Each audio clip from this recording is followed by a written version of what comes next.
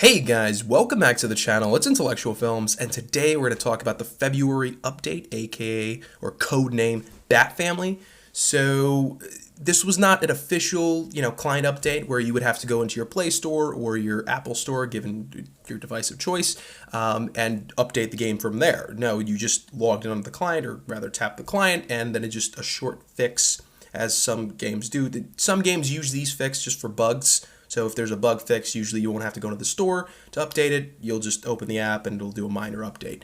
I'm not the savviest in terms of like how you develop apps, so I don't know if I articulated that well enough. But you guys get the point. This was not like the major update, which we shouldn't have expected because, again, if you listen to the podcast, the developers did say we were not going to get a new game modes during this month. All we were going to get really is a substitute for the previous events and challenges. So, for example, you have Robin and the Twisted Toy Factory, and your Friday event challenge is Batgirl. You just have new characters. It's a new month, new characters. Nothing really that new. However, we do have some new content and some praise that I have to throw WB's way, and that is in the upgrade events. Now, they're not called time events anymore. They're called upgrade events.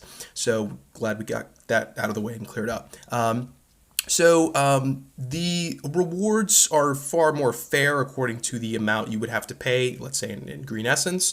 The one thing that I could not stand when I'm farming this is usually you would have a chance to get the willpower energy. And I would, every time I farm this, I'm sorry, this is not the one, but let's say the Fearsome Powers, this one, where you're farming these materials to upgrade your characters, I would indefinitely, during the fourth node, I would get 2 of the green willpowers, and I'm spending like 10k essence there to get green willpower, which is absurd because you could do that in the first node.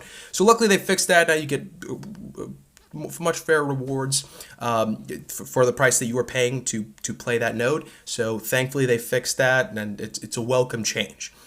In terms of character fixes, again, not too many there's a lot of conjecture in the community as to what's been fixed and whatnot. The one that I can confirm though is definitely Emerald Archer Green Arrow. Everybody went crazy about that. His leadership has been supposedly fixed. I've heard some things about Arcus, but his apparently Tomb and Fist is not working for some people as it should. I really don't know. I have not tested it out myself. So when we do get the official patch notes, because as I'm recording this video, we have no information on that.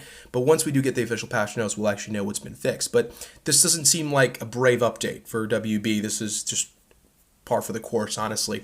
Nothing too new, but again, we shouldn't expect any. I'm going to refrain from making any definitive comments here because the second podcast is scheduled to come out within the next week or so, so we'll have to wait for what they say. But I do have to give you guys a fair warning. This does concern me a bit because people are going to get sick and tired of this routine, as it were. You're just farming for different characters, essentially in the same game modes. There is no end game content in this game, which disappoints me. PvP is rather dull, as I've said countless times before. So really, it's not going to keep people's interest is not going to be maintained throughout this game's duration, I would say. So you're going to see people turn away, unfortunately. So you need to add a new game mode. If not a new game mode, at least a fucking end game. At least something to work towards. Because I really, the only thing that's keeping me here is the characters, and a lot of people are going to get tired of the characters. Characters can only keep you here for so long. So that is a concern as well. Another thing that is worth noting is the character stances. So a lot of the other character stances have been written of. We don't see them anymore. Some for the better, some for the worse. Again, I never liked Green Arrow's pose.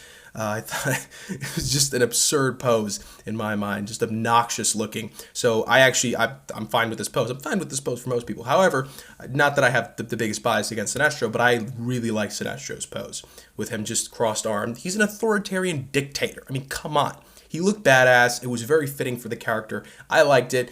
But whatever, I'd rather have them just go to their normal stance as opposed to some of the silly stances that I saw in the previous update. So that is pretty much all we have to say. Again, I'm not going to talk too much about this. I want to wait until about Friday or so until we get some more patch notes, more information comes out before I make any further comments on this. Let me know what you guys think of this update. Again, as you guys can probably tell, I'm not too pleased with it.